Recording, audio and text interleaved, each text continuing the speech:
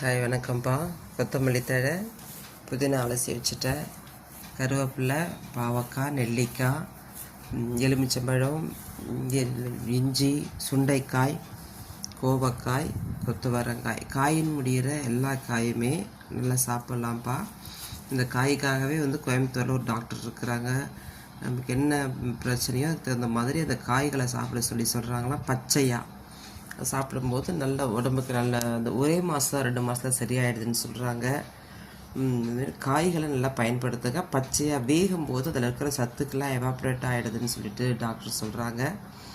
இந்த காலையில் எங்களுக்கு எங்களுக்கு பெரியவங்களுக்கு எனக்கும் எங்கள் வீட்டுக்காரருக்கும் இந்த ஜூஸுப்பா சர்க்கரையை கண்ட்ரோல் பண்ணும். நமக்கு தேவையான விட்டமின்ஸ் எல்லாம் இதில் கிடைக்கும்ப்பா. கொத்தவரங்காய் நரம்பு மண்டலத்தை சரி பண்ணும். பாவக்காய், நெல்லிக்காய், கோவக்காய், சுண்டைக்காய் எல்லாம் சுகருக்கு நல்லதுப்பா. இது டெய்லி இல்லை, வாரத்தில் 2 முறை இப்படி பருகிறது உடம்புக்கு நல்லதுப்பா. ஆவாரம்பூவும் இதில் சேர்த்துருக்குறப்பா எங்களுடைய ஜூஸில். இது எங்களுக்கான சுகர் ஜூஸ்ப்பா. இதை போட்டு குடிச்சிட்டு 2 hours கழிச்சு போயிட்டு சுகர் டெஸ்ட் பண்ணி பாருங்கள். கண் ஆப்ரேஷன் ஒருத்தவங்களுக்கு ஃப்ரெண்டுக்கு பண்ண முடியாதுன்னு சொல்லிட்டாங்க.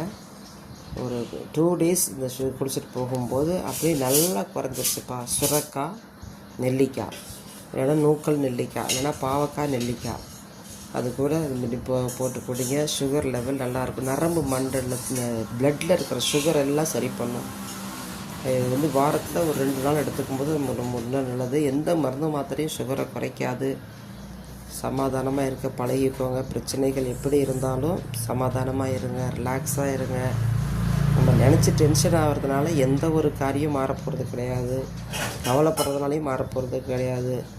இன்றைக்கி 3 வேளை சமைச்சு சாப்பிட்டுட்டு இன்றைக்கி என்ன வேலையோ அதை பார்ப்போம். நாளைய கதை ஆண்டுடைய காரியத்தில் இருக்குது. நாளைக்கு அதை அவர் சரி பண்ணிப்பார்.